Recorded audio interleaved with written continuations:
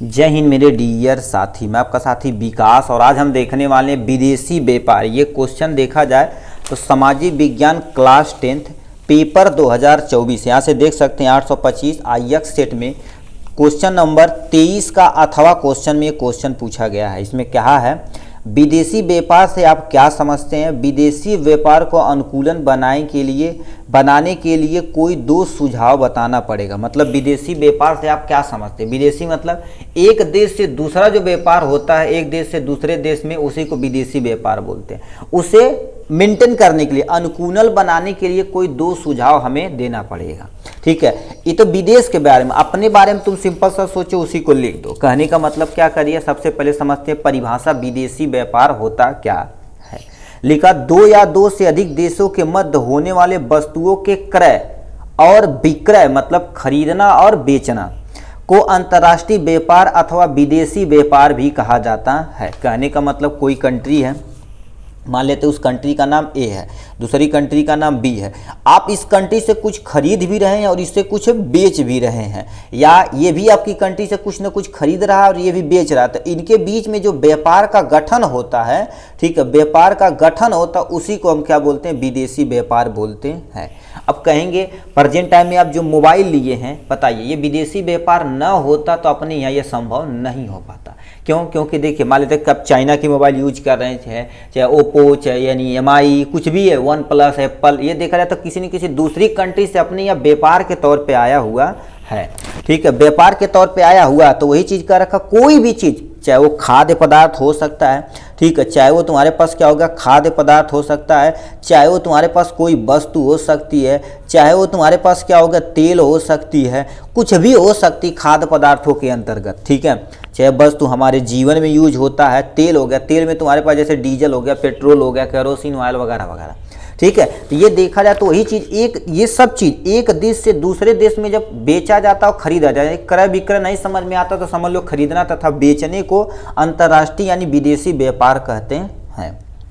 इसमें लिखा है, इससे दोनों देशों का क्या होता है, लाभ होता है। दोनों देशों का कैसे लाभ होता है, अब बताइए। मान लेते हैं यहाँ पर, अब सऊदी अरेबियन का तुम एग्जाम्पल ले सकते हो। जैसे अरब देश में देखा जाए तो पेट्रोल बहुत ज़्यादा अमाउंट में निकलता है, तो वहाँ से हम आप लोग पेट्रोल मंगा लेते हैं और उसकी ज़रूरत की जो भी चीज़ें रहती हैं हम उसे क्या कर देते हैं, पानी हो गया, खाद्य पदार्थ हो गया, आराम से उसे हम दे देते हैं। जैसे रसिया से हम हथियार खरीदते हैं, उसे कुछ भी चाहिए तो उसे हम अपने द्वारा दे देते हैं। ठीक है, तो हमसे खरीदता, हम उससे खरीदते हैं। तब बताइए, इसकी जो जरूरत रही तो हमारे देश से ले लेगा, हमारे देश में जिसकी जरूरत है हमने उससे ले लिया, तो ये चीज़ का रखा, इसमें दोनों देशों का लाभ होता है। ठीक है, ये हो गया इनके बारे में। फिर क्या कर दिया है, अनुकूलन बनाने के लिए क्या करना पड़ेगा, तुम्हें कोई दो सुझाव बताना पड़ेगा। तो सबसे पहले क्या लिखा, विदेशी व्यापार को अनुकूलन बनाने के लिए कुछ सुझाव निम्न है।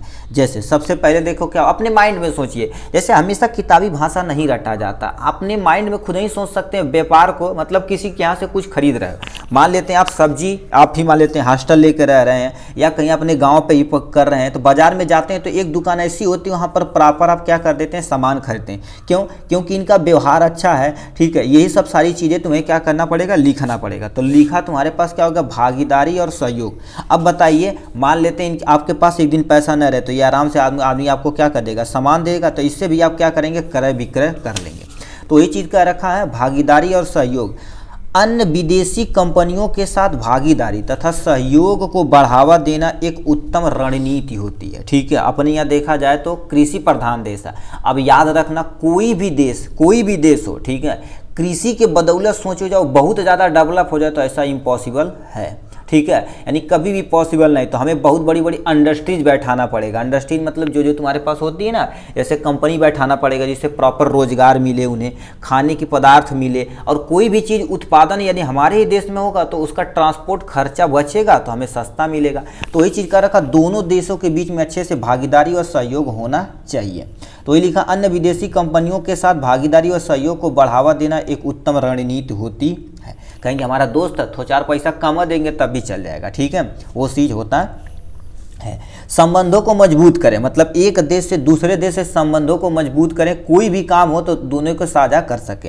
तो लिखा, यानी लिखा, सफल विदेशी व्यापार के लिए मजबूत संबंध अत्यंत महत्वपूर्ण है। यदि आप मान लेते किसी से आपको संबंध ही सही से नहीं है तो उसमें आप क्या हो जाएंगे, हार जाएंगे। ठीक है, इसीलिए संबंध रखना बहुत जरूरी होता है। ऐसे अभी नॉर्मल कहीं कुछ खरीदने जाते हैं, कहते हैं हमारा दोस्त है, ठीक है चलो उससे हम खरीदवा देंगे, तो जाते हैं दोस्ती के रूप में कुछ ना कुछ क्या कर देता है, छूट मिल जाता है। ठीक, कुछ अपना भी बच जाता है, ठीक, अपना काम हो जाता है। तो वही चीज़ लिखा है, जिससे अनुबंधों का निर्माण करने के लिए सक्रिय रूप से काम करने के लिए उद्यमी होना चाहिए। सक्रिय रूप मतलब ऐसा कि नहीं हम बोल दिए हमें क्या ही सामान चाहिए तो एक डेट फिक्स कर दे, इसी डेट पे हमें इस दूसरी कंट्री में ट्रांसपोर्ट कराना, तब बोल दें यहाँ चला 20 साल बाद दिया, कोनो टेंशन नहीं। ऐसा होना नहीं चाहिए, एक्टिव होना चाहिए, दोनों पार्टी को एक्टिव होना चाहिए। मान लेते आप दूसरी कंट्री से कुछ खरीद रहे हैं, वो कंट्री मांगे तो आप बहाना मार लेते, ऐसा नहीं होना चाहिए। तो दोनों रूप से काम करने के लिए क्या होना चाहिए, सक्रिय होना चाहिए।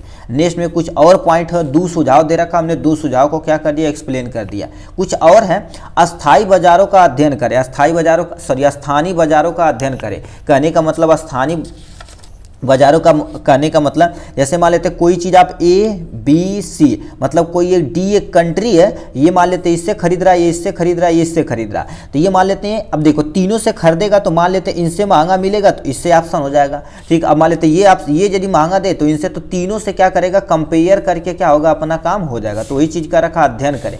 अब बताओ इस जान रहा कि अच्छा ये कंट्री हमें महंगा दे रहा है, बहुत ज़्यादा महंगा दे रहा है, तो दूसरी कंट्री से हम क्या करेंगे, लेंगे। या जैसे आप बाजार में जाते हैं ना तो 2-3 जगह पहले सब्जी खरीद पूछते हैं कि कितना भाव का है, जहाँ अच्छा रहता है सस्ता रहता है उसे हम क्या कर देते हैं, ले लेते हैं।